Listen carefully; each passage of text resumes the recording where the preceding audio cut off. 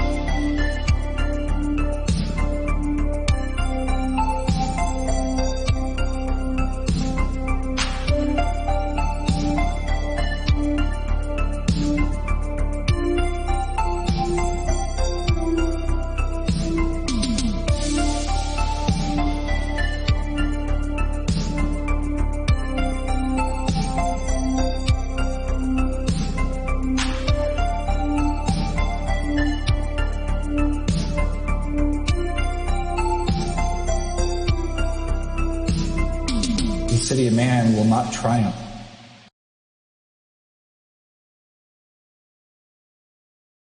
Hello, everybody. Welcome, welcome. Yeah, I haven't done a stream for a while, but I'd like to share something with you. So I recently completed a paper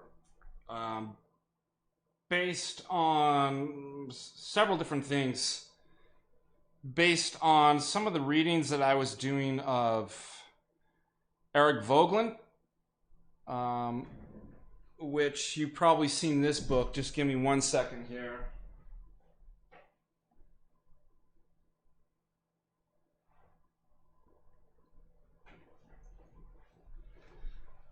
I had referenced this book. There was a couple different things that I was working through on my political philosophy class that I'm teaching here at Carroll College in Montana. And Science, Politics, and Gnosticism by Eric Voegelin. The Science and New Politics by Eric Voegelin is another one.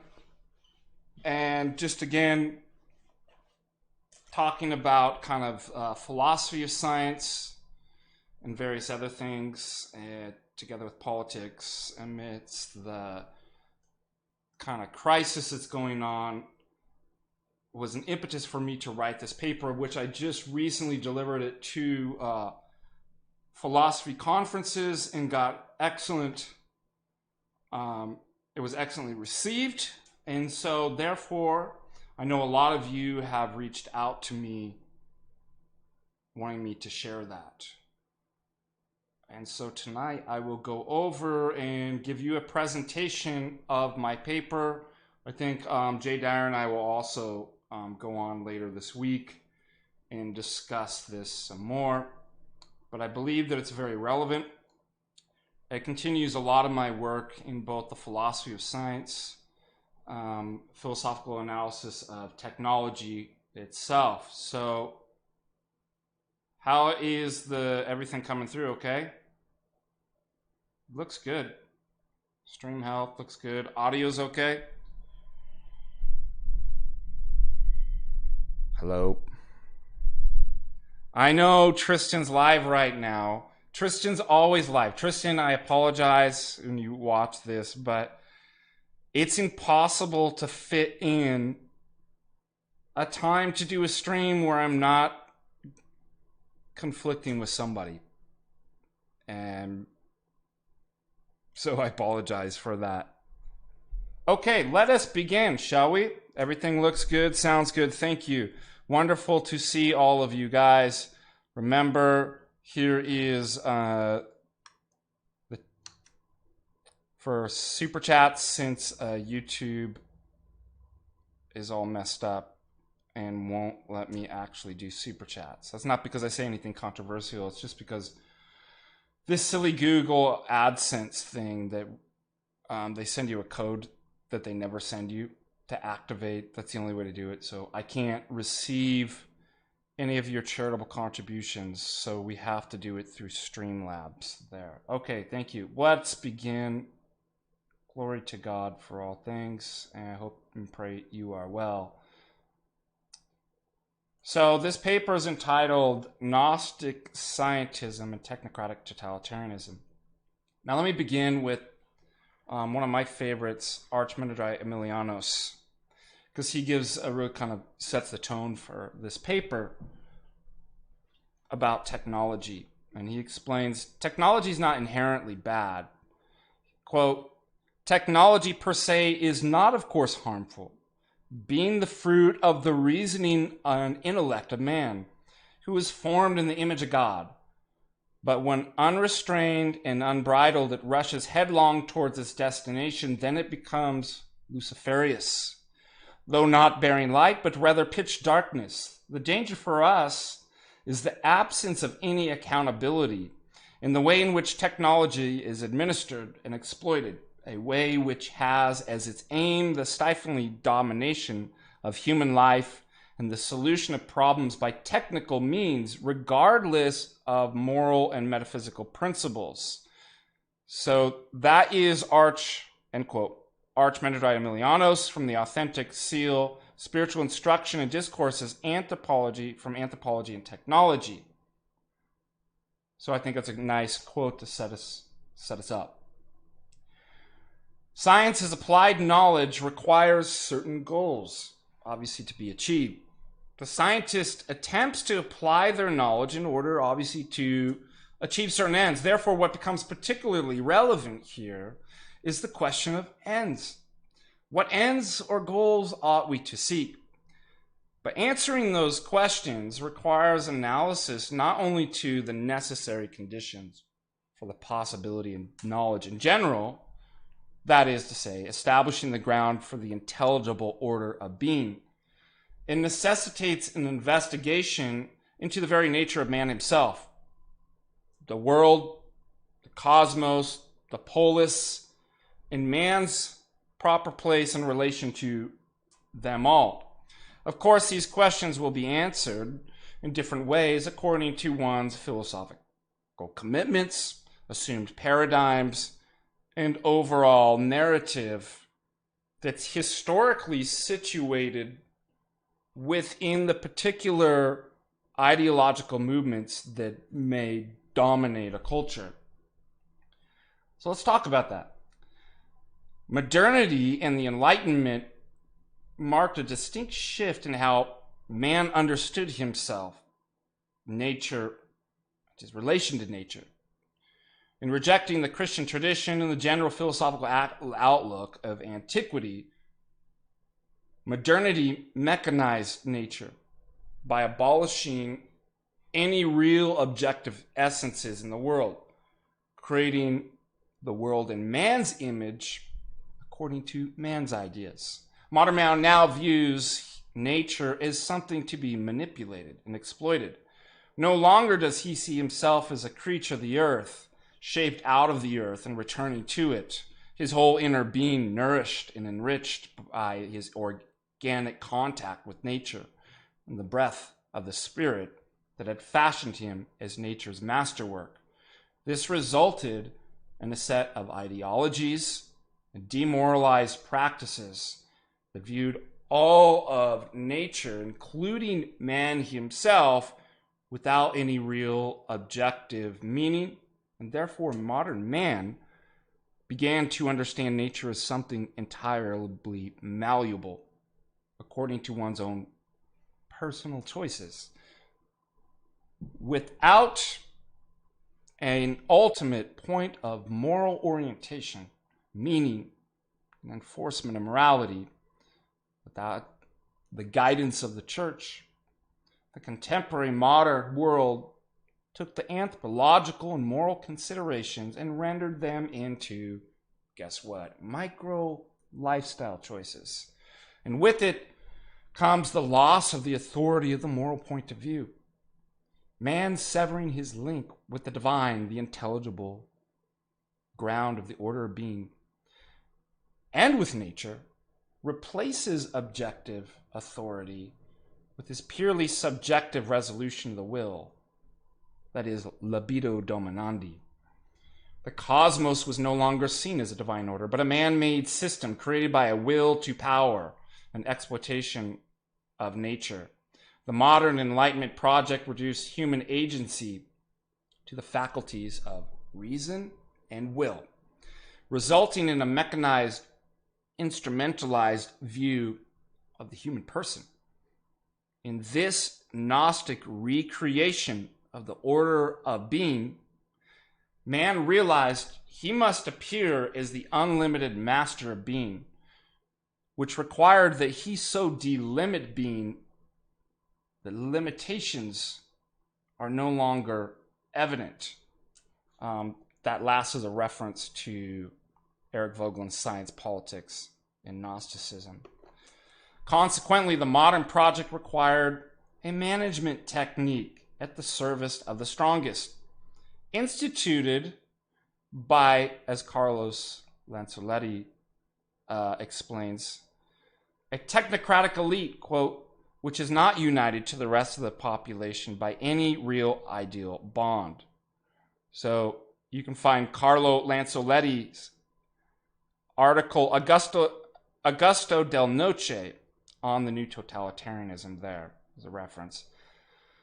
As Philip Sherrard explains, quote, in this world, the world of artificial environment, of the sophisticated manipulation of machines and techniques, the human element is gradually being eliminated.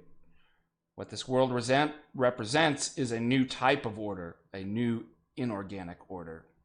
Not one created by God, but invented by man, one that is, in fact, precisely an externalization of man's desire to make his own world without God.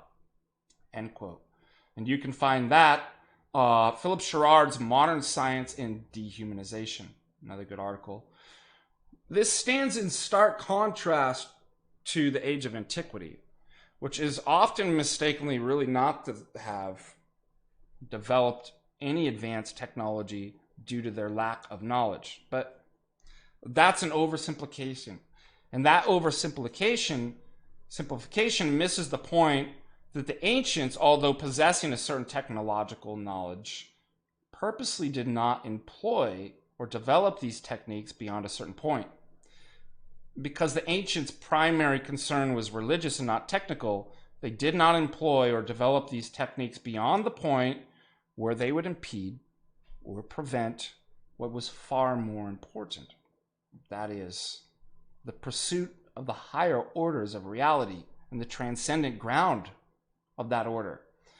For example, one of the architects of Hagia Sophia was quite capable of making a steam engine, actually some 1,200 years before James Watt invented it. But he used his skill only to make a house that he was living in shake as though it was an earthquake in order to get rid of an unpleasant neighbor living on the top floor. In contrast to the ancient mindset, modernity answers the questions of, why should I produce this?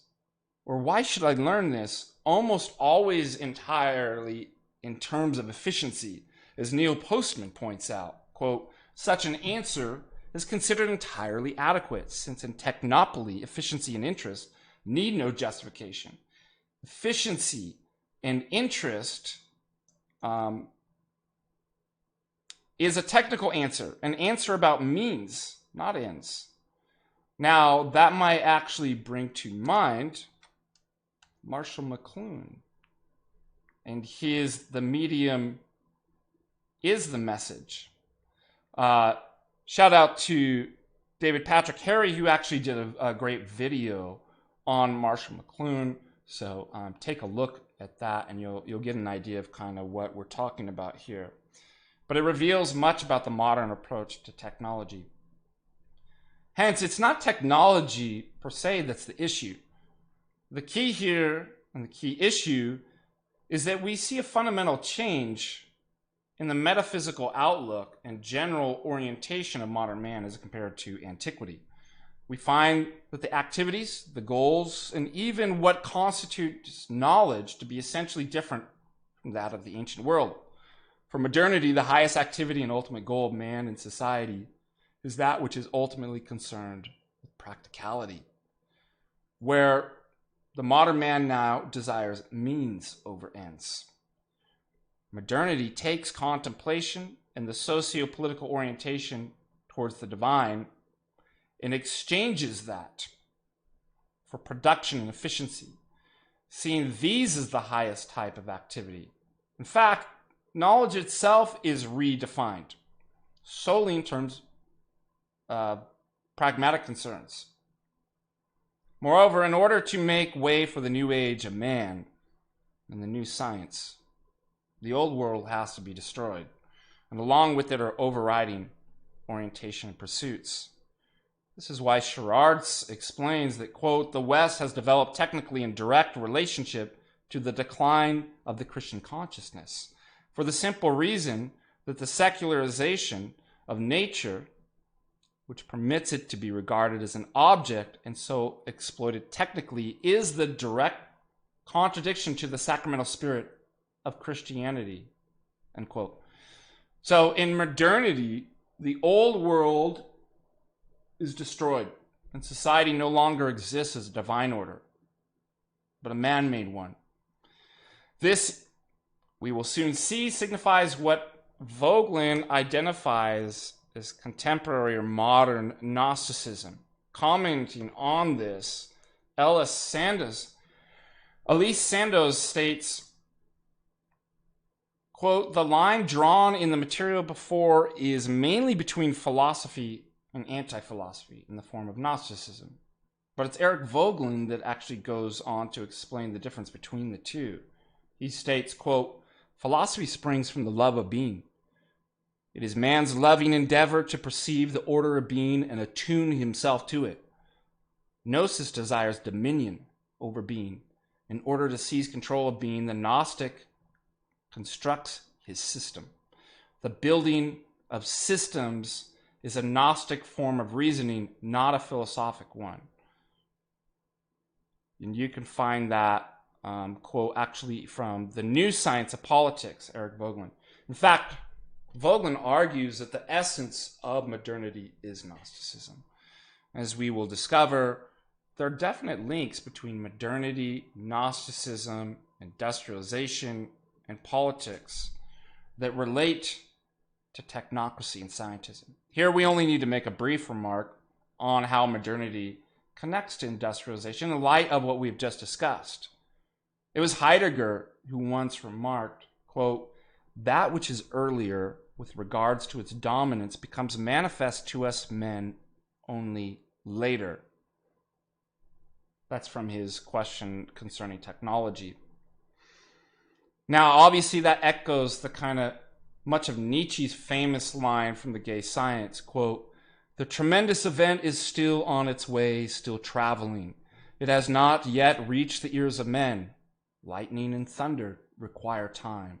The light of stars requires time. Deeds require time even after they are done, before they can be seen and heard," end quote. Hence, the dominance of modernity and the Enlightenment's projects took time to become manifest and reach the ears of men.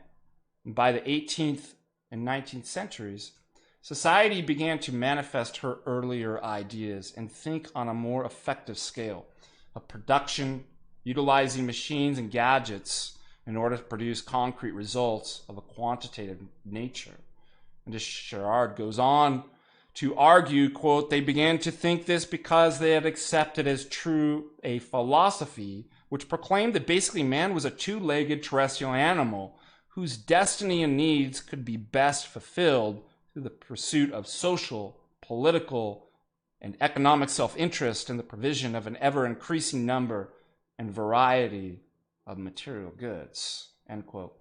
The consequence of such ideas amounted to further exploitation, both man and nature. However, the world's resources, natural and other, could not be exploited significantly unless there was a great development in the means of exploitation. So perhaps for the first time in history, scientists, and especially scientists who would apply their knowledge, were to move to the center of the social and economic scene. Here is where we find modernity's path to industrialization and its essential connection with technocracy. But what is technocracy precisely? The seeds of technocracy began with Saint-Simon and Comte's positivism and their scientism. However, the overall ideas begin much earlier than Saint-Simon and Comte. We've seen the radical shift in thinking and orientation that occurred in modernity and the Enlightenment, which included how man approached technology and defined knowledge. For example, it was Francis Bacon who famously declared that, quote, "Human knowledge and human power is the same thing. For where the cause is not known, the effect cannot be produced," end quote, from the Novum Organum. Not only is knowledge redefined purely in terms of pragmatic and predictive effects, a new science, morality, aesthetics, and philosophy is created. In short, a new world. And as Philip Girard states, quote, "When Bacon concluded that his Novum Organum should apply not only to natural but to all sciences, including ethics and politics, that it is to embrace everything, he opened the road for the all-inclusive scientific takeover of our culture and for the urban industrialism, which is its brainchild, end quote. This Baconian prescription for the total scientization of our world is what we're seeing here.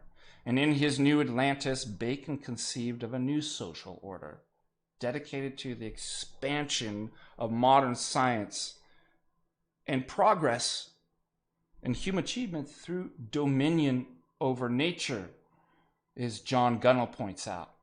Nevertheless, the modern project of mechanization is perfected in the likes of Galileo, Descartes, and Newton, whose projects only accept a universal quantitative approach to everything and the application of mathematical techniques to all of nature. In this new social order, anything that doesn't submit itself to the universal quantitative project simply was not science. As Sherrard explains, quote, what could not be caught in the net of numbers was non-science, non-knowledge, and even in the end, non-existent, end quote. This, together with the revolutionary spirit of the new man, who in his pretended autonomy revolted against heaven, resulted in a period that's characterized by an increasing dominance of anthropocentric forms of political speculation, as opposed to theocentric questions. Mircea Eliade himself defined modern societies as, quote, those which have pushed the secularization of life and the cosmos far enough. In modernity, as typified by the Enlightenment thinking of Kant, not only must nature and her laws be conceived as radically autonomous from God, the Promethean rebellion against God must also apply to the human will. Both nature and the human will are now conceived to be radically autonomous from God. An autonomous mechanized nature, and man leaves us without any objective meaning or grounding in the transcendent. And as Professor Bruce Foltz concludes, quote, such a world offers no inner resistance to manipulation and control, presents no grain against which we ought not to cut. In Heidegger's words, it is a world that has become an inventory or resource, in German Bestand, for technological control and consumption, end quote. Technology, therefore, is now being used as the sole means to exploit nature and recreate man and society according to the Gnostic, atheistic ideas, to perfect the human experience without grounding this in the living God as the unconditioned grounds of being. Well, how does this relate? How does technocracy relate to our socio-political considerations? The political power of the secular state, which attempts to maintain a canonical morality over really a relativistic and nihilistic culture that embraces a whole plurality of moralities, that's been exchanged for a new Atlantis. Political institutions, as John Gunnell points out, have begun to be replaced by a parliament of technical experts. This elite class of technical experts have become to be known and called the technocrats.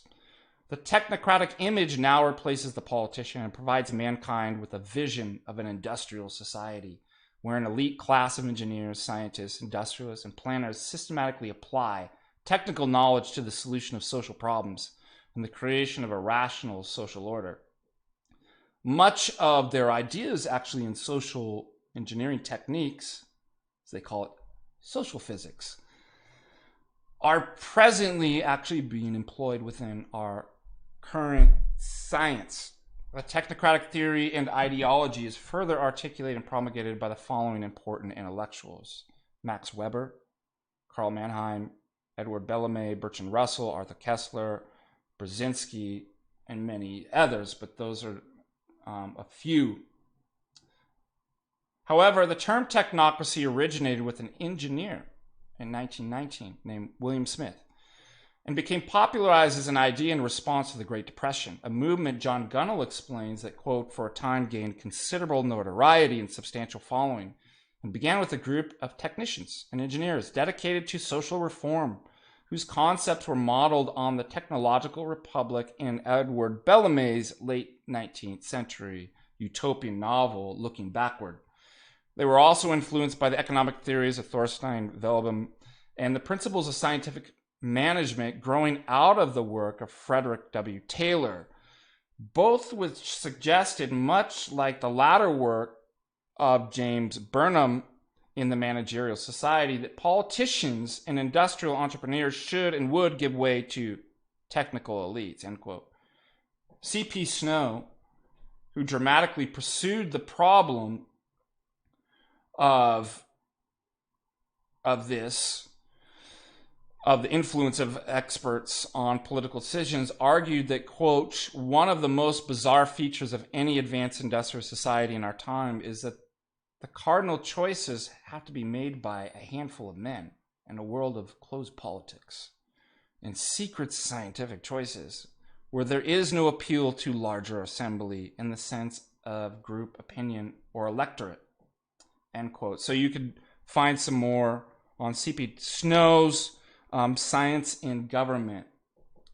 Technocracy is intrinsically linked to the socio-political system in a unique and interesting way. John Gunnell points out technocracy's relation to politics in the following. 1. In circumstances in which political decisions necessarily involve specialized knowledge in the exercise of technical skills, political power tends to gravitate towards technological elites, like Gil Bates. He didn't say that, but 2, technology has become autonomous. Hence, politics has become a function of systemic structural determinants over which politics has little or no control. And 3, technology and science constitute a new legitimizing ideology that subtly masks certain forms of social domination. That's from John Gunnell. Again, much of this goes back actually to Saint-Simon and Comte's positivism. And concerning Saint-Simon, Dante Germino, in his book Machiavelli to Marx, which is one of the books I'm using to teach my 19th century social and political philosophy class at the university, Dante Germano explains that there was, quote, a mania for system construction characteristic of the 19th century in particular. He was obsessed with the urge to reduce all explanations, all principles, to a single overarching formula. There could be only one science, one government, one religion, one organization of social classes, end quote. Well, what does that sound like, right? Familiar about anything going on today?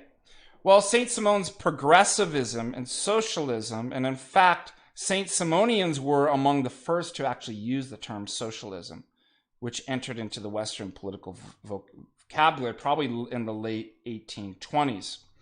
But Saint-Simon's progressivism and socialism and positivism would all coalesce into the ideology of scientism, providing the technological managerial ruling elite of the future technocracy with their own religion.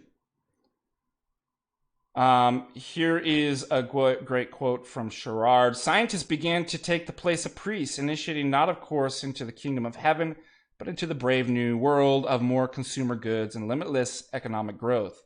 It was by courtesy of the scientists that the industrialists and bankers of the 19th century bulldozed their way to fortune and produced the devastation of the modern industrial world. Philip Sherard, Modern Science and Dehumanization. And so there's obviously a religious link there. It is religious in nature, and as H.G. Wells predicts, the technological elite can use religion. They can use that kind of, religiosity of something for social domination to control populations and the socio-political structures. So you can look, if you're interested in that, H.G. Wells' God the invisible king. Okay, let's talk about Gnosticism and modern Gnosticism. Since we pointed out that Gnosticism is anti-philosophy inasmuch as it severs the transcendent ground, wisdom, the transcendent ground, of the intelligible world of being, and creates a man-made speculative project whose aim is to now have dominion over being. Knowledge, then, of the order of being becomes impossible. Therefore, this is, remember, if you hearken back, why Vogelin calls it anti-philosophy. And therefore, the fact about the impossibility of attaining knowledge of the order of being, that has to be concealed. For example, Hegel, who Vogelin identifies as a modern Gnostic in his thinking, Hegel conceals this very thing by translating Philosophia into Gnosis in German so that he can switch from one to the other by playing on the word knowledge. And we will see this as a common tactic in the various Gnostic systems, which is meant to conceal the very questioning of the project's first principles. As Vogelin states regarding Hegel's project, quote, "If, therefore, I can build a system, the truth of its premise is thereby established. That I can build a system on false premise is not even considered," end quote. Unlike philosophy, where wordplay, the kind of dialectical wordplay, is intended to illumine thought, the Gnostic wordplay is used to conceal the non-thought. Can't think that. The point is worth noting because German Gnostics especially like to play with language and hide their non-thought in wordplay. That's a quote from Vogelin. This concealment in Gnostic wordplay is particularly relevant to our consideration of science. But before proceeding further into our investigation of Gnosticism and its relation to current science, let's get a clear picture of Vogelin's thoughts on the topic. Recall that Vogelin states that the essence of modernity is Gnosticism. However, what does Vogelin have in mind here?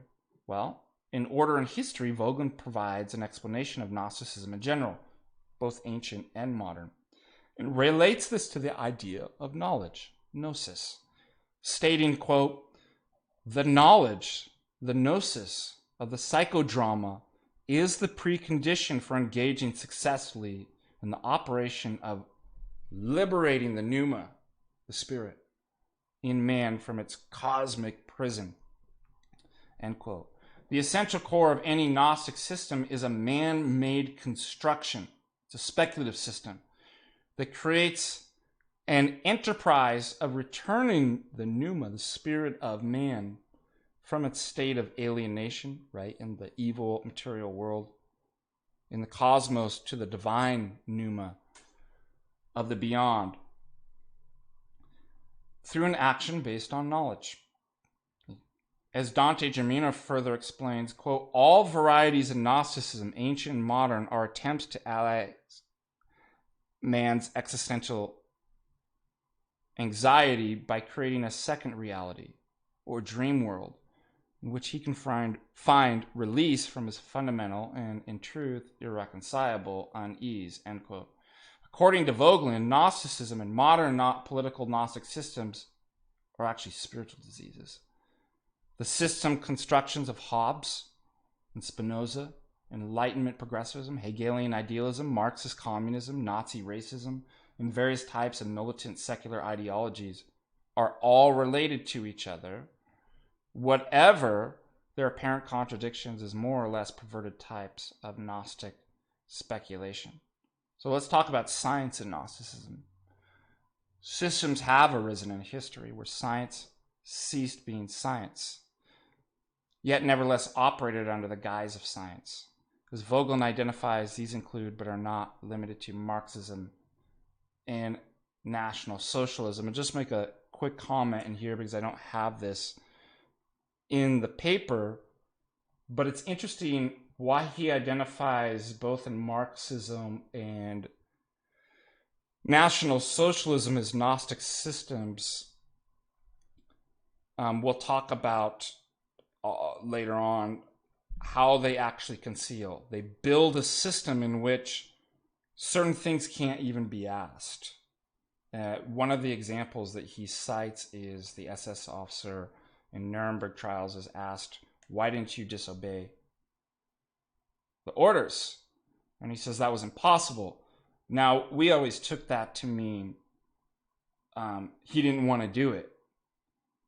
But Vogelin actually brings up, no, it was actually practically and conceptually impossible. That wasn't a reality. That reality of questioning the system, and you'll see how this relates to science, was not possible. It couldn't actually be done. As I later explained, they built a system in which you have an operating system that you couldn't run the program of questioning it. That is the Gnostic speculative recreated order in which it has dominion over being rather than the free inquiry and questioning of. And I thought that was a good example. And again, we've seen this sort of system arise over and over in history, and often using the term science. As Vogelin identifies, those are not limited to Marxism and National Socialism. There's other, he had mentioned Hobbes, Hegelian idealism, Enlightenment, progressivism, Spinoza, et al. But in such socio-political structures, the society at large and the majority of scientists in those societies, one thing that we notice in all these is they remove God as the intelligible ground of being, that which would ground the science, and they begin to create speculative enterprises and systems that make certain questions practically and conceptually impossible. So Vogelin states, quote, "The murder of God then is the very essence of the Gnostic recreation of the order of being." For example, Karl Marx and his concealment in his Gnostic speculation takes on what Vogelin calls an intellectual swindle.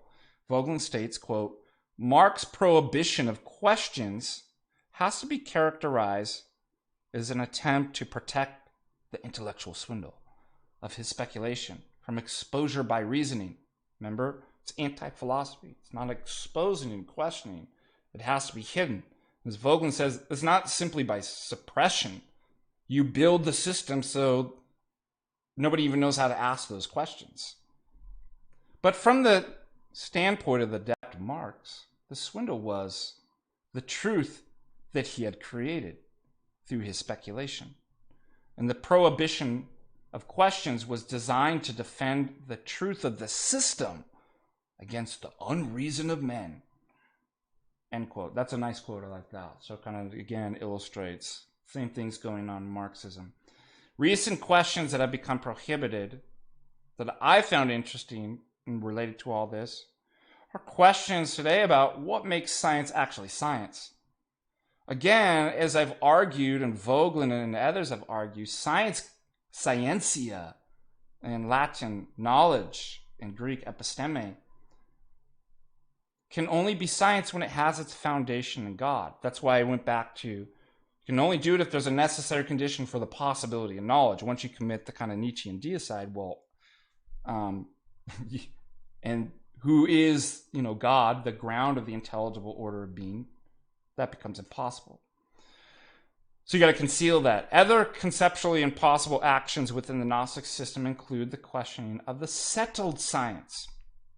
If answers are given, it's often met with another speculative explanation that can neither be verified or falsified. Hence, the science that is incapable of being falsified moves actually out of the realm of science and into the domain of pseudoscience. Vogelin goes on to argue that this takes on a religious quality and becomes known as scientism. Augusto Del Noce points out that, quote, "The distinctive ideology of the technological society is scientism, the view of science as the only true knowledge." End quote. This, he argues, inevitably leads to a technocratic totalitarianism. He states, quote, "Now an advocate of scientism and a society based on his way of thinking cannot help but being totalitarian, inasmuch as his conception of science cannot be the object any proof." He does not intend to elevate other forms of thought to a higher level, but he simply denies them, end quote. So you can't question that. You can't prove the science. It's taken on faith. And it's not just faith, it's dogmatic. It's not allowed, right? And so once you take that kind of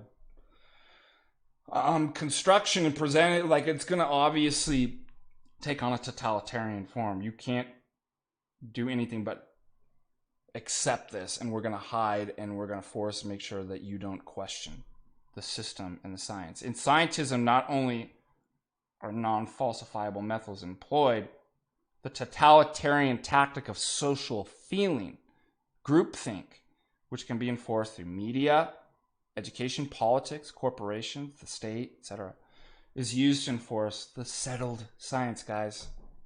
All scientists agree the science is settled. In fact, both positivists and founders of scientism, Saint-Simon and Comte, actually advocated for this tactic, the use of social feeling, to subordinate individuals ideologically, to ideologically conform them to the new system in the name of, and they always said, progress, right? Vogelin identifies these things as essential components of Gnostic systems and key features of scientism.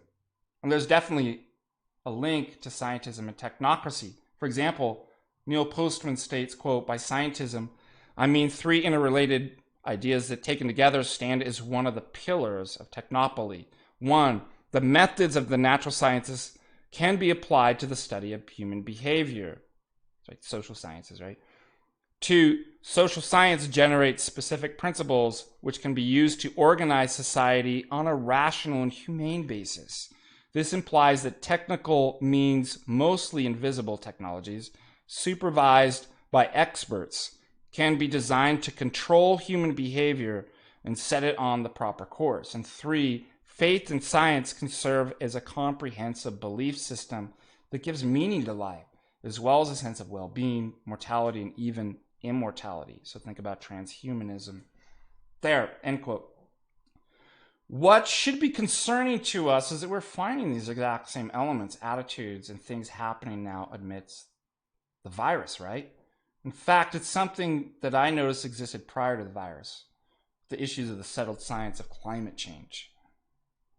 Although there may be scientists who today actually believe in God, the overwhelming majority of scientists in the system itself that science now exists and operates on definite secular atheistic assumptions. This current system is historically situated, and you always have to historically situate your science to understand it. It's historically situated in our post-Enlightenment, technocratic, Gnostic, socio-political structure. If there's any doubts that this is the system in which our science now operates, in particular in what's going on right now concerning the COVID, well, just go read Klaus Schwab's COVID-19, The Great Reset. Okay, this isn't conspiracy theory. It's actually, you can read this in academic books. So, by the way, when people say that, that just shows me how, it just means you're ignorant of. Now, not to say that there aren't stupid conspiracy theories, but it's obviously a weaponized word. 99% sure you don't know what you're talking about. So I'm calling your bluff. Okay? Come debate me. I'll challenge you to a duel. Intellectual duel. Let's see if you've got what it takes. Okay. Back to the paper. Not only does this provide great insights into how science can be manipulated or corrupted by secular atheistic and Gnostic systems and ideologies, it provides us a clear vision, an example of technocracy. Okay, so it's important. We've seen so far that science doesn't exist in a vacuum. We've seen that science is always embedded within certain socio-political structures and operates on the assumptions of those dominating ideologies.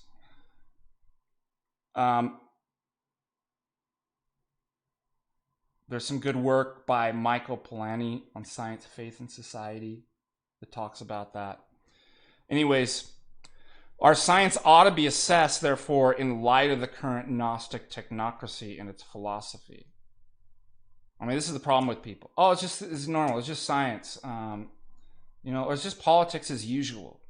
And I've had it with these uneducated normies. And by uneducated, that could mean that you're a university professor as well. There's lots of kinds of stupid out there. Some types of stupid you actually have to go to school for in college. This is one of my professors said. So, yeah, sometimes academic professors can be the most normie of all the people. The boomer, normie, academic, who thinks everything's a conspiracy theory. Things just as usual, it's just science and politics as usual, right? Total goofuses, right? Who, after actually reading this stuff, could ever take somebody like that seriously? Scientific analysis at this paradigm level will inevitably involve epistemological questions, obviously. Relating to the original discussion presented earlier, our epistemological concerns ultimately turns on issues of trust, right? This means the recent problems observed, I'd say, with nutrition science, climate change, CUFID science, Karunka science, must be assessed within the context of the dominating technocratic philosophy. We must ask ourselves, are the Gnostic technocratic ideas in which the science is now operating on and in compatible with Orthodox Christianity? Can the science be corrupted by the socio-political authority of that technocracy? Can scientific consensus be trusted in light of this? And does it make certain scientific claims highly suspect and dubitable? So take those questions home to your parents, your friends, your family members, your priests, your professors. It's meant to break down the Gnostic system and to have introspection. Questions are meant to lead us to answers.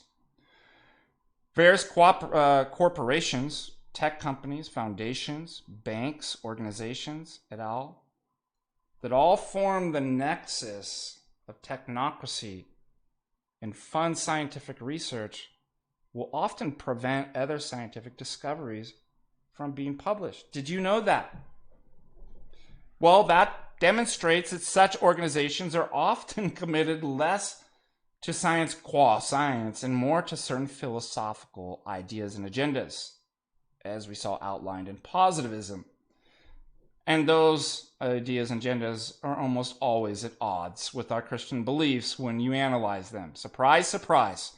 Furthermore, there are countless examples of top research and publications admitting to fraudulent findings and publications. Oh my gosh, how could it? One recent example is the editor of Lancet Journal. Now, Lancet Journal is the most respected of the peer-reviewed medical journals.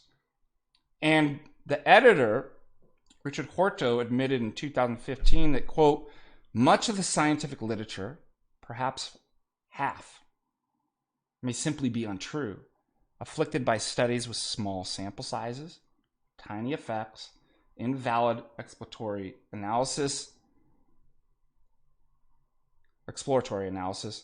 and flagrant conflicts of interest, together with an obsession for pursuing fashionable trends of dubious importance. Science has taken a turn towards darkness. End quote. There's other things too where they actually had to retract like 70% of their recent publications on the CUFID, so it was actually false. So there's a lot. I'm just giving you a few examples, enough to raise questions, right? Dr. John Ioannidis, one of the world's leading experts on medical research, adds to this, stating that 90% of medical research is tainted, if not outright bogus, due to the influence from industry. Marcia Angel, who is the physician and longtime editor-in-chief of the New England Medical Journal, stated, quote, it's simply no longer possible to believe much of the clinical research that is published. or to rely on the judgment of trusted physicians or authoritative medical guidelines, end quote. So you can find that from drug companies and doctors, a story of corruption from her. So understanding this within the context of our current Gnostic Technocratic Totalitarian system, we find that much of the problems are not simply due to error, small sample sizes, invalid exploratory analysis. Our scientific judgments and procedures can indeed be corrupted by what Michael Polanyi calls specific authority of our dominating Gnostic system. For instance, the Gnostic Technocratic system can determine the overall scientific narrative and promulgate these ideas through the political structures, the media, academia, corporations, the WHO, Davos, something Gunnell himself points out, who are all managed and controlled by technocratic elites. That's why it's so silly to think that like it's politics as usual. All of media and academia and the corporations are all ideologically monopolized. Do you know what, if you go read up on Marshall McLuhan, what media can actually do to you? You're not coming up with these ideas by yourself. And I would recommend Larchette's book, The New Social Media, where he references a lot of this. And these tech and, social media people, they can get you using dopamine hits and psychology and group pressure, right? Social feeling and likes to basically get you to do anything and believe anything. And it's hilarious. People are actually crying that, but our democracy is under threat. Give me a break. How stupid and silly do you sound now? But it's the same with the science. It's science. How dare you question the, well, think about that. What happens when you have the technocracy has an absolute ideological control, or a monopoly, an absolute control on the scientific narrative. And they promulgate those ideas through, big money, research, academia, corporations, the media. Well, that is a vision of technocracy. And again, as I mentioned, social feeling, as Saint Simon and Kant, becomes necessary to control people's thoughts and actions. You don't want to be seen as a science denier. You don't want to be seen to go against the common good.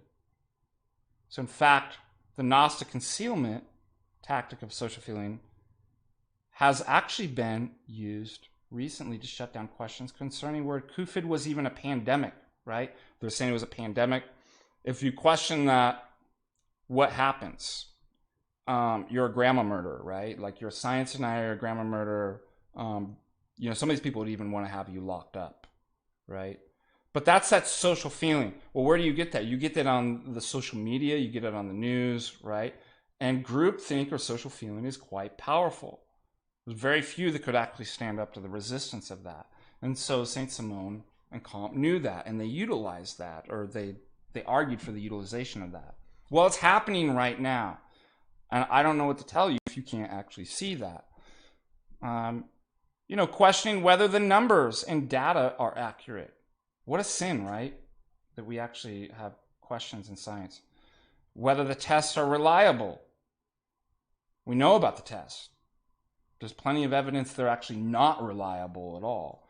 Whether the proposed solutions have or will work. Remember, just 2 more weeks, guys, we're a year into, and people are still believing this. It's ridiculous. Whether there's corruption and manipulation of the collected data. I've talked to some scientists about that too, where they're like, there's actually plenty of manipulation in the collected data. And motives too. But if you question that, you are a loon, crazy conspiracy theorist. You want everybody to die, and you're a backwards caveman science denier. Well, that's an example of social feeling.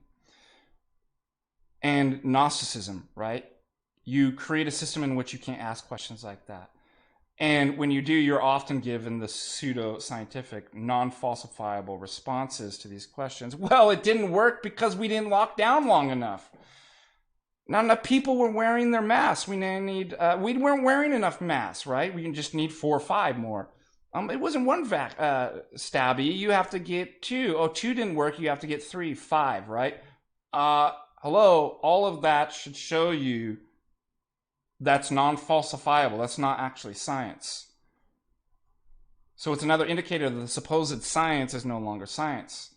And those are essential signs of a Gnostic system, as Vogelin has pointed out. Of course, this doesn't mean that at times we don't actually do good science. However, it does illustrate how science can be corrupted and can become dubitable or untrustworthy. So let's talk about science versus scientism. The problem at hand, therefore, can be traced back to a fundamental shift in thinking and orientation that occurred in modernity.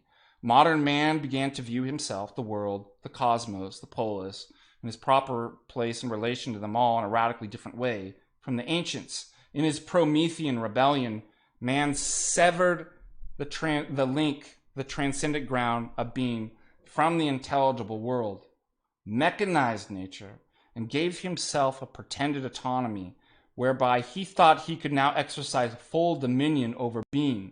In his Nietzschean deicide, modern man created speculative Gnostic systems, and like Adam and Eve, he attempted to hide his sin by having his system conceal the truth. The abolition of both the transcendent God and the abolition of nature resulted in the loss of objectivity, something that would have served as a helpful restraint on the morals, thoughts, and actions of man. Consequently, the libido dominandi became the only guiding principle, a sheer will to power, where man could use or misuse technology to control, dominate, and exploit nature, all in the name of science and progress, guys. For the modern man, the speculative system in which the Gnostic unfolds his will to make himself master of being is insisted, as Eric Vogelin says, it's insisted on being called science. However, in order to commit such deeds, science had to become absolutized. And with it, the entire scientificization of the world. This became the very essence of scientism. It is, quote, literally a resolution of will.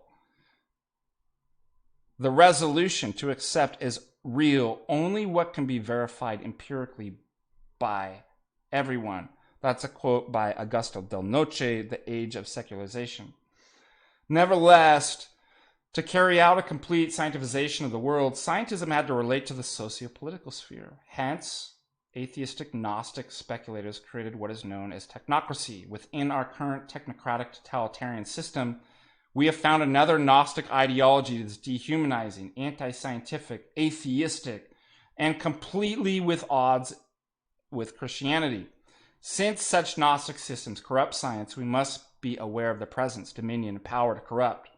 Furthermore, we must acknowledge that technocratic totalitarianism, like all modern Gnostic systems, attempts to conceal these sins by building a socio-political operating system that prevents asking foundational paradigmatic questions, making such questions, as well as others, practically and conceptually impossible. Okay, let's go to the conclusion, shall we? How are you guys doing? Let me check in on...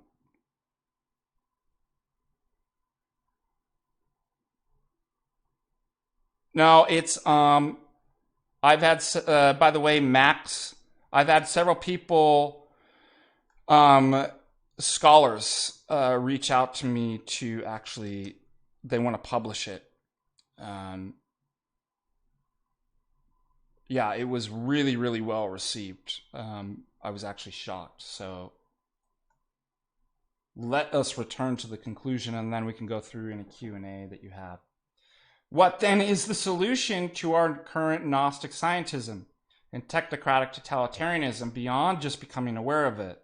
Sherrard himself explains, quote, it's superfluous to stress that this cosmic disorder reflecting the radical dehumanization of our society and incurable apart from the total repersonalization of the conditions of work in our society is already well advanced, end quote.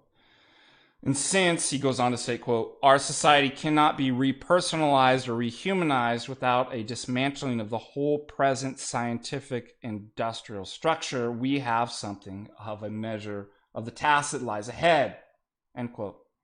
If, however, we're going to rebuild our society in the image of an integrated humanity, we must be first clear in our minds what it means to be human.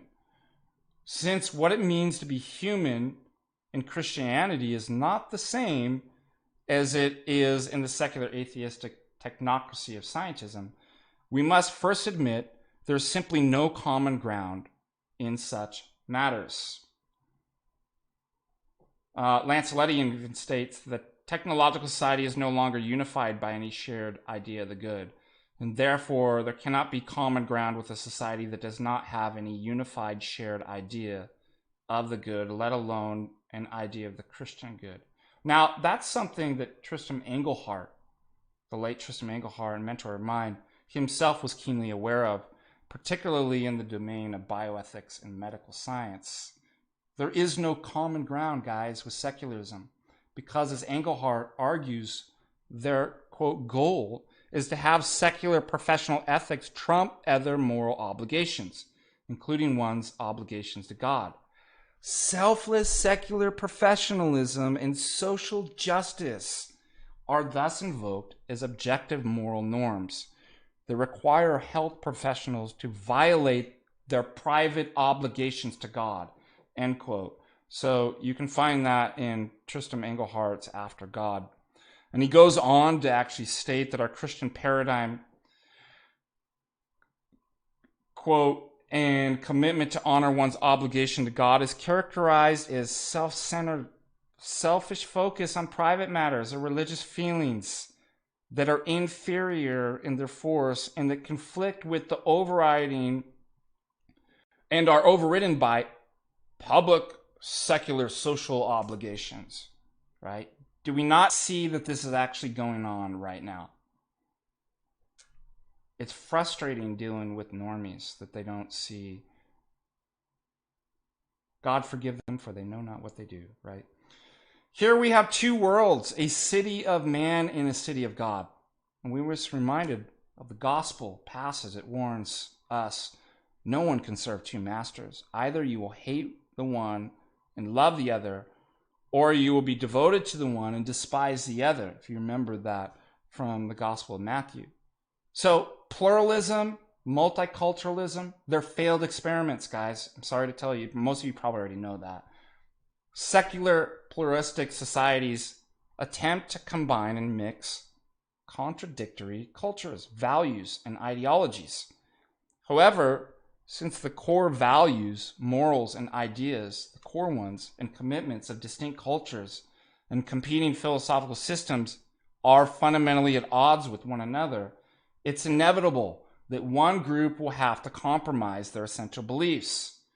This creates a situation where ideological conflicts are simply resolved by the will of the stronger, an appeal once again to the Gnostic principle of libido dominandi.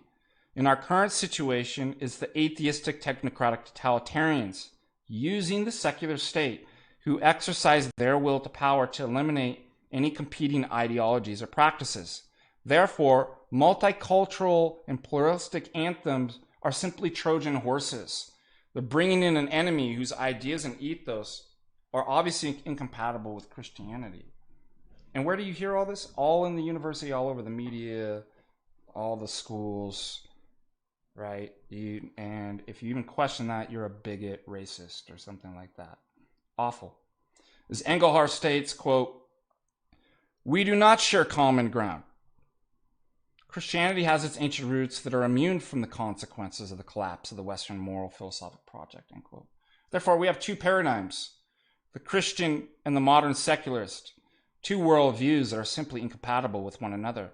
Within society, law, government, education, ethics, science, and medicine, we find ideological conflicts, as well as conflicting prescriptions on how to conduct one's life in the aforementioned areas. We continue to discover claims about science and what constitutes proper medical care that are simply incompatible with Christianity. One only need to look at the various bioethical conflicts to acknowledge, quote, the incompatibility of the claims made by the contemporary secular state about what should count as proper medical professional conduct, and those claims grounded in the demands of God. Again, that's another quote from Engelhardt. Moreover, public policy and health guidelines regarding the CUFID are now being carried out by the secular state and technocratic elites that often contradict our liturgical practice and faith. Do you know how many people have been hurt by this in the faith that are no longer going to church, have fallen into sin, marriages destroyed, let alone redoing liturgical practices, canceling Pascha? So we've identified several problems with absolutizing science, right? Because all these decisions are being made on the absolutizing of science and trusting in people that you don't even know whose I hold just the opposite values of. It's crazy. It's like saying we got to trust like Stalin.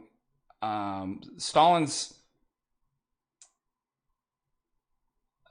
security and the state officials, or Hitler's Gestapo and stuff like that.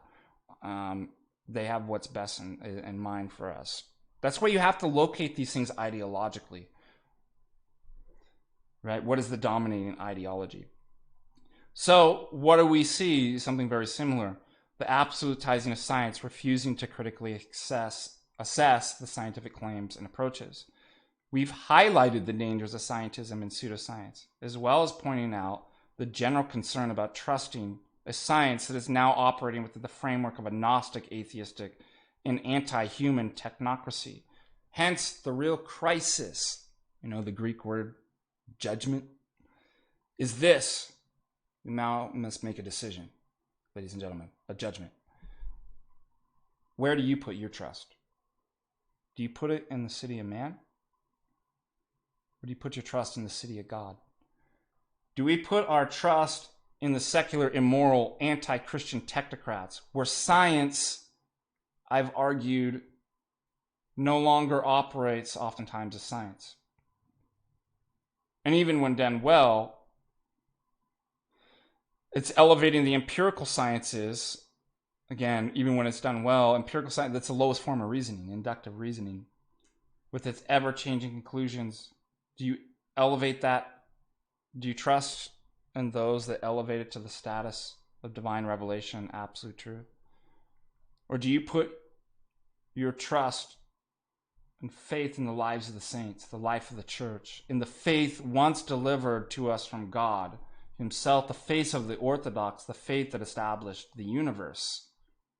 It's not clear the precise ways we Christians ought to proceed in dealing with providing a suitable environment to conduct science and politics. However, it's my hope in writing this paper, and especially through our current crisis, that we begin to see the religious nature of the threat at hand. It's my hope that we can identify the corruption of philosophy, love of wisdom, into philodoxy, love of opinion, that culminates in the radical transformation of the political social framework in which science exists and is understood. As if I'd argued throughout this paper, we now exist in a new socio-political paradigmatic order where science has become something different than science. It's become a religion.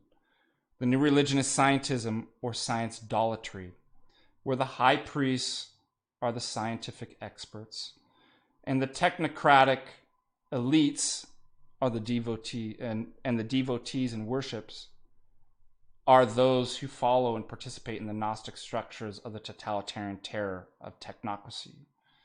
As Vogelin states, quote, today under the pressure of totalitarian terror, we are perhaps inclined to think primarily of the physical forms of opposition, but they are not the most successful. The opposition becomes radical and dangerous only when philosophical question is itself called into question, when doxa takes on the appearance of philosophy, when it arrogates itself to the name of science and prohibits science is non-science, end quote. We've entered into a new age, brothers and sisters, based on old reoccurring Gnostic themes. We find the absolutizing of science, replacing philosophy, epistemology, ontology, metaphysics with empirical sciences. An elevation of the technical experts to the infallible magisterium of the new universal religion, and the suppression, if not complete abolition, of all questioning and critical analysis of their project in their new Gnostic religion. There has, as Vogelin explains, quote, emerged a phenomenon unknown to antiquity that permeates our modern society so completely that its ubiquity scarcely leaves us any room to see it at all. The prohibition, questioning, end quote. Although these modern Gnostic projects and speculative programs, as opposed obviously to philosophy, have existed in the political paradigms of socialism, Marxism, National Socialism, the quote, conscious, deliberate, and painstakingly elaborate obstruction, end quote, of logos has not been limited to these paradigms alone. We are living in the Gnostic Scientism and the Technocratic Totalitarianism of this present age. So, therefore, we ought to count this as actually a blessing. It's not all doom and gloom. For crisis will make things clear. It will help us to see what beliefs and ideas you and I are truly committed to. It will aid us in seeing where we put our faith and trust. Let us not forget, as the Optima Fathers pray, quote, teach us to treat whatever may happen with peace of soul and firm conviction that your will governs all. This crisis obviously is the will of the Lord. Glory to God. Let us make the best of it, brothers and sisters, and ask ourselves, whom do we serve? Right? And where does our citizenship lie? Let us say, as the people said to Joshua, quote, I will serve the Lord. And with the grace and help of God, let us resist the spirit of the age, the spirit of this world, and declare, as the psalmist says, quote, some trust in chariots, some in horses, but we trust in the name of the Lord our God. May we pray on that dreadful judgment day, our Lord and Savior Jesus Christ will say to us, well done, good and faithful servant, and not depart from me, for I never knew you. So that is something that we can think about. I think it's really relevant to today. I hope that you enjoyed. Let's take some questions in super chats.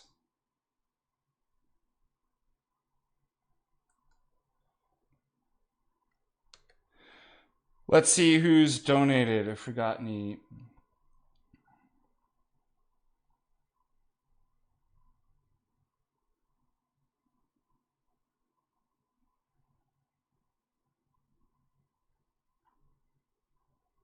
One second, this is popping up.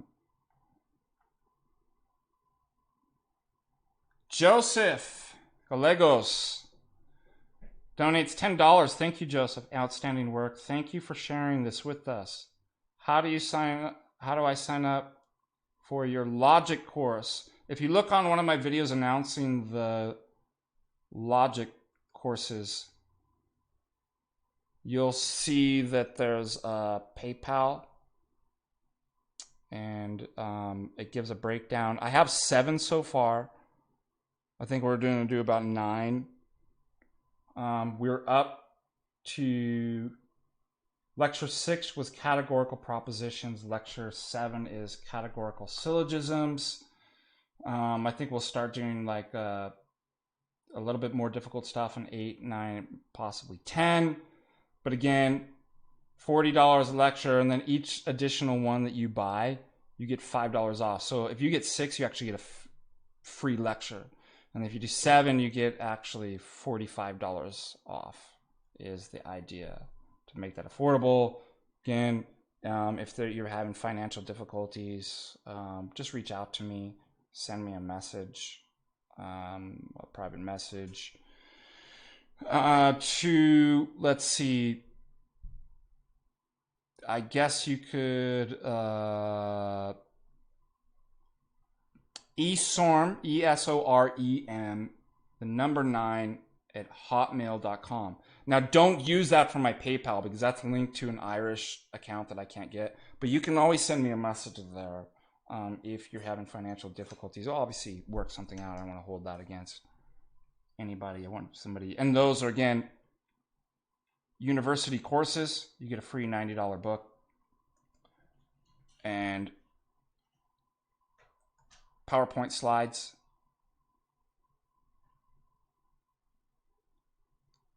And my free personal notes and a free link to the Discord to discuss. No, Gnosticism is not rationalism. So remember,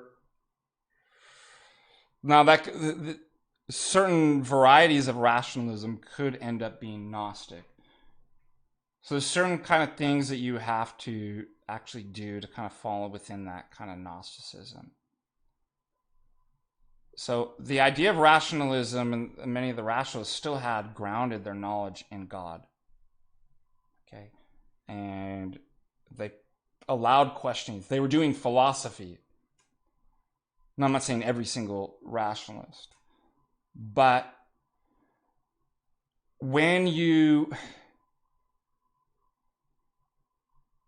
Basically, the idea, you get this Gnostic thing, is that the idea of God is kind of imprisonment, that you're an alien nation. I actually had some good quotes about the kind of Gnosticism. He goes further into, because you're going to want to know, how is ancient Gnosticism like Gnosticism, modernity? And it's this idea of this kind of alienation, right? That I remember right. The problem is that for the Gnostic, the problem is never oneself. It's always the world, right? But the solution lies in oneself. And so what do? You have to reject either in ancient Gnosticism the kind of the orthodox conception of God, or in modern Gnosticism, you just commit deicide, make yourself God. Then once you do that, you can't do philosophy anymore. Because philosophy, the love of wisdom's God.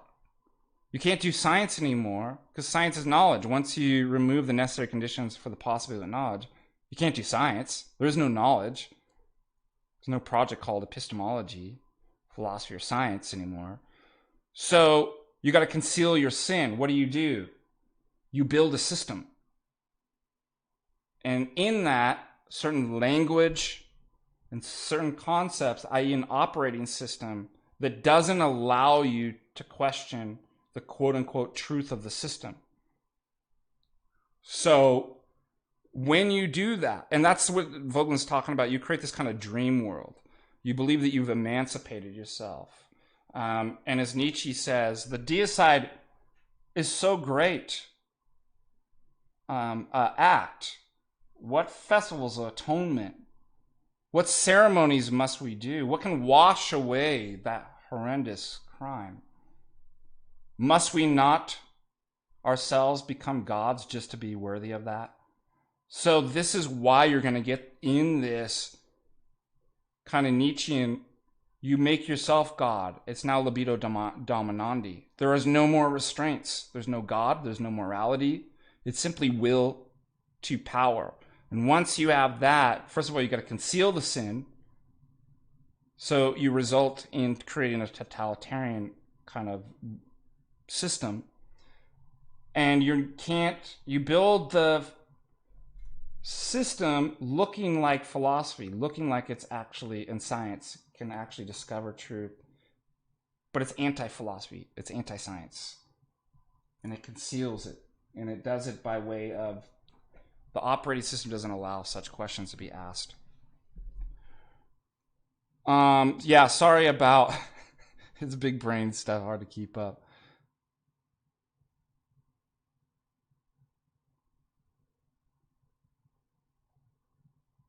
Father Peters is too, I'm telling you, I knew this would be. We're all streaming at the same time. We should all just like merge together. Yeah, Robert J., the World Economic Forum. Let's see, what else? Does anybody else have any super chats? Let me look, because I'll take those and give a shout out. First, don't forget, here is where you can donate your super chats. Let's look and see if anybody else has. Don't forget to like this, subscribe if you're not actually a subscriber. We only have Joseph. Joseph, you're the sole supporter of me tonight. God bless you. Let's see what else we have here.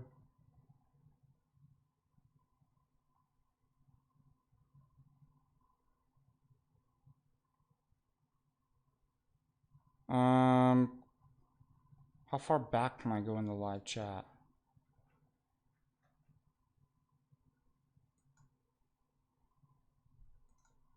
How much only lets me go back to so far? Somebody help me with my technology. I gone boomer style on you. Tristan will go for 4 hours. It's not fair. Tristan, give us little guys a chance. Brandon Dybert asks, what do you think of the Collinsboro last night? They covered Gnostic Scientism. I didn't see that. All right, there's got to be a way to go back. So this is live chat. I got to see all the chat.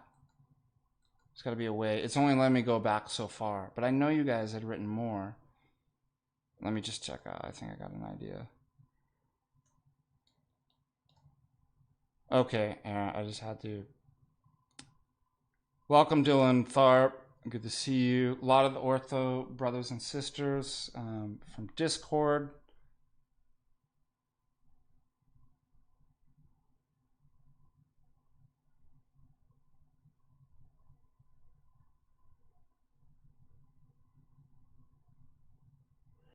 Okay, let's see. Also, you're going to find a lot of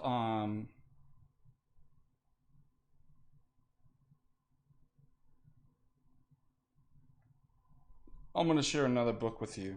Do you like when I do books? Corgiano's, sorry, not Corgiano.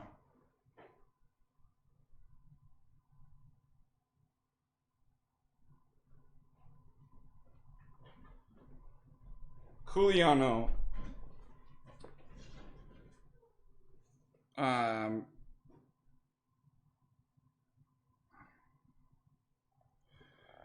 Which was, I believe, Mircea Eliade's last student. Might be wrong. Oh, yeah, look at that. Forward by Mircea Eliade. Juan Culiano. Eros and Magic in the Renaissance. And it goes kind of into the occult and stuff like that, and science connection with this. And with some of these Gnostic ideas. And somebody might say, well, I just don't see how these materialist technocrats are Gnostic, because the ancient Gnostics thought that matter was evil. That doesn't seem like a modern materialist. Well, you'd be interesting to find that many of these who still operate in kind of materialism have somewhat of, especially in the topics of transhumanism and AI, have these themes of a Gnostic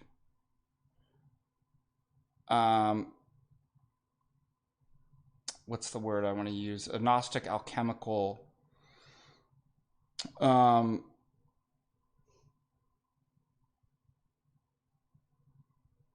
religion. So the idea is that alchemy wasn't just simply about transforming base metals into precious metals like gold, but there was a whole level of, the further down in materials you go, the worse it is. The more base, the more evil.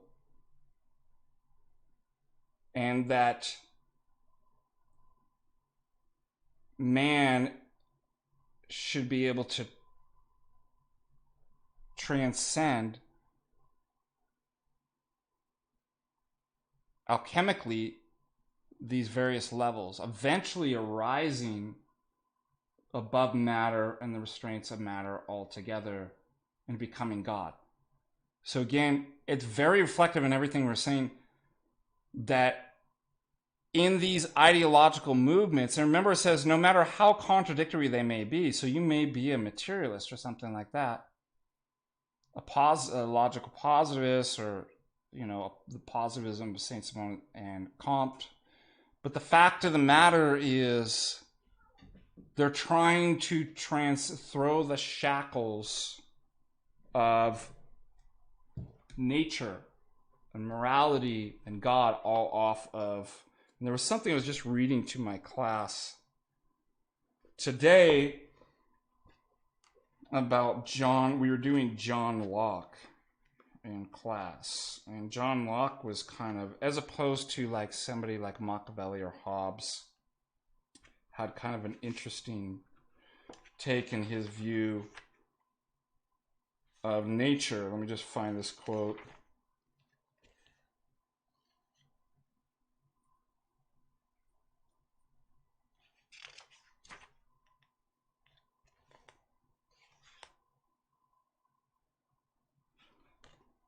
So Dante Germano says, let's see, as the word is used in the Lockean liberal tradition, reason is that which accords with dominion and control of the environment by man.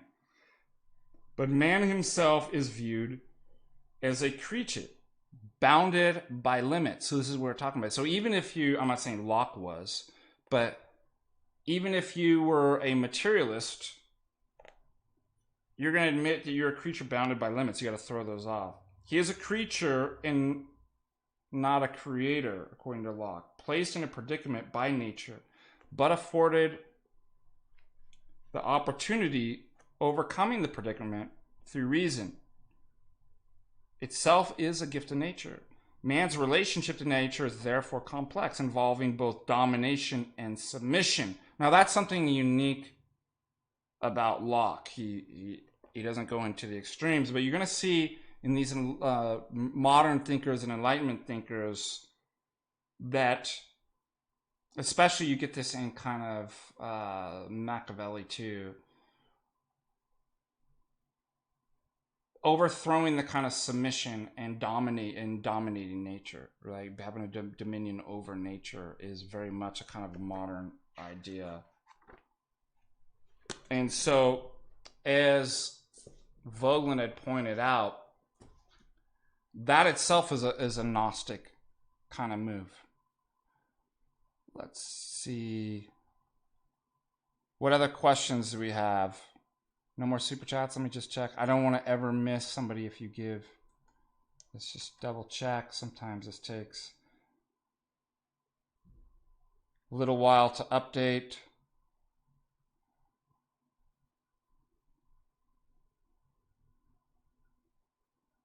Hopefully the video wasn't freezing up at all. It was running pretty good. I think we've got somebody else donated. Hallelujah. Mountain Walk donated $5. Why do you think reheated pagan, that's a good way to put it, reheated pagan ideas like evolution have been so ubiquitous in modern life? By the way, that's nothing new under the sun. I remember even reading, It wasn't Lucretius. It was Epicurus, right? Hold on, let me. And I was thinking about something kind of in modern science.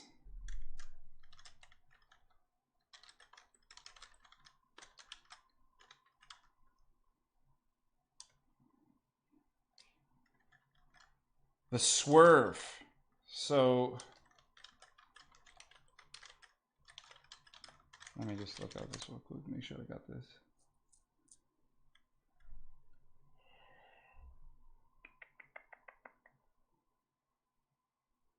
Why do I always think it's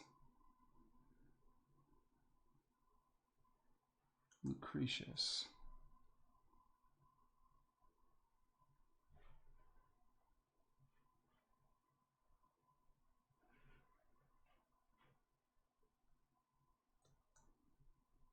Or it's Epictetus. Gosh dang it.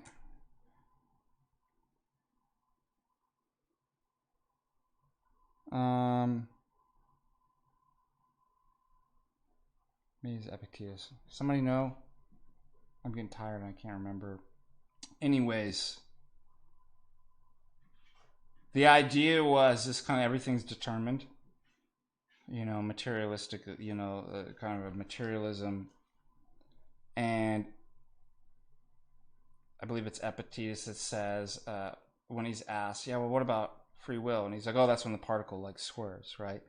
It's like the same kind of concept that's brought up in like quantum mechanics, right? That indeterminacy is supposed to account for like free will. So there's nothing new under the sun. You can find all this. And there's definitely links of resurfacing these various ideas. So yes, good question. Thank you.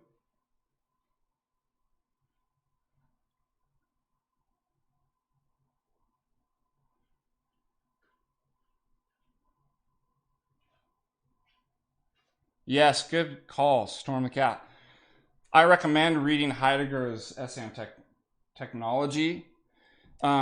Yes, he well stated the problems of modernity is man's viewing nature as a standing reserve to utilize for an economic system. So that's a good. What other questions do we have? I don't want to cut too much into Jade. Tristan's or Father Peter. I don't know about Streamlabs being PayPal only. You can always find me on Venmo too. I provided a link there, whatever's easiest. Your support. I'm also going to be putting together more classes. I'm going to offer them cheaper than. I might actually, since you know I'm doing the work of political philosophy and political science, I might actually create some lectures, make a course on political philosophy based on kind of what I'm already teaching in the university. So I want to give you kind of a university quality education for a very discounted rate. I'm also doing ethics, introduction to ethics, and offer that at a more discounted rate than the logic, okay? Because the logic's a bit more advanced. It takes a little bit more to do. So hopefully... All right, I am going to, unless you guys have any more super chats. So yeah, I will try to publish that paper at the 2 philosophy conferences, and there are many Orthodox there too. It was very well received. In fact, it was interesting. Some of the other philosophers had done papers on Gnosticism, and Eric Voegelin on Gnosticism. So it was wonderful to actually see there were other people involved in this and connecting some of these ideas and working in that. Let's just look before I leave if there is any more questions from the super chat. I don't want to leave anybody out. I've done that before. Otherwise, I will sign off.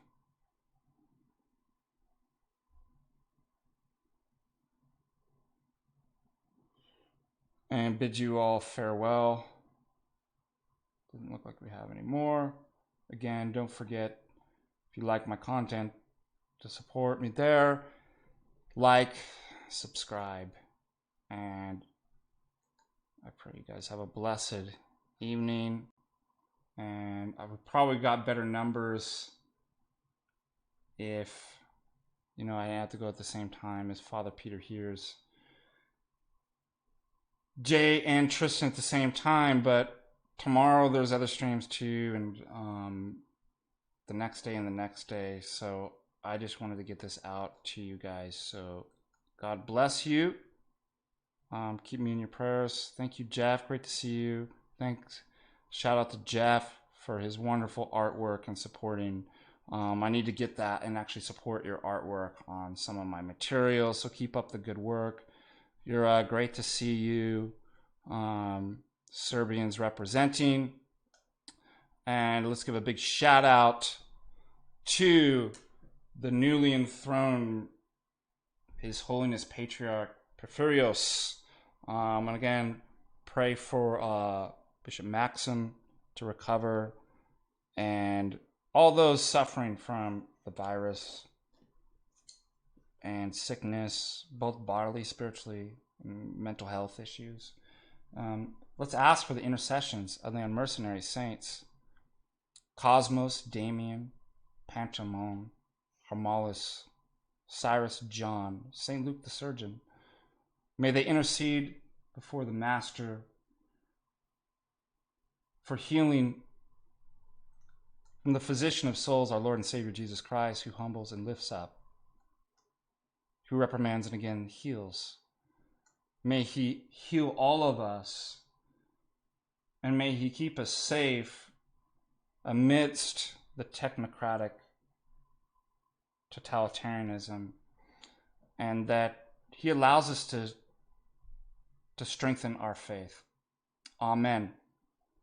Have a blessed evening. God bless, guys. And now I just got to say goodbye. Bye.